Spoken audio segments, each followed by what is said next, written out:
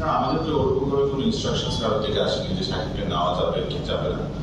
আমার কাছে মনে হয় যে একটা টিম ডিসিশন ছিল এবং টিম ম্যানেজমেন্টের ডিসিশন ছিল, বিকজ আমাদের দেশের যে পরিস্থিতি সেই পরিস্থিতিতে সাকিব আল হাসানকে নিতে এটার আউটকাম কি হতে পারে এটা আসলে আমাদের খুব একটা জানা নেই। কিন্তু সোহান যেটা বলছিল যে অনেস্টলি দেখেন আমরা ক্রিকেটের মানুষ এবং আমরা ক্রিকেটের সাকিব আল হাসানকে চিনি, আমরা পলিটিশিয়ান বা অন্য কোনো অন্য কোনো কিছুতে আমরা চিনি না।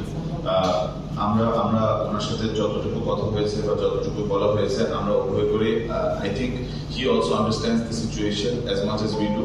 এবং পরিস্থিতির কারণে হয়তো আমরা নিতে পারিনি, কিন্তু আমরা আগেও যেটা বলেছি যে সাকিব আল হাসান একটা স্কোয়াডে থাকলে আমার কাছে মনে হয় যে আমাদের অনেক ঝামেলা কমে যায়। আপনি ওকে একটা ব্যাটার হিসেবে পান, ওকে একটা স্পিনার হিসেবে পান, একটা সিনিয়র প্লেয়ার হিসেবে পান। সোহানকেও আপনারা দেখেছেন যে বিপিএল 11 বছর আমার সাথে খেলেছে এবং কিভাবে সাপোর্ট করেছে। তো অ্যাজ এ ক্রিকেটার তার কোনো ডাউট নেই, কিন্তু আমাদের দেশের সিচুয়েশন সার্কামস্ট্যান্সেস অনুযায়ী এটা আমাদের ম্যানেজমেন্টেরই ডিসিশন ছিল। আমাদের কোনো ধরনের প্রেশার কারণ জায়গাতে দেওয়া হয়নি, but as a management we thought the consequences might be different, so যার কারণে ওকে নেওয়া যাচ্ছে না।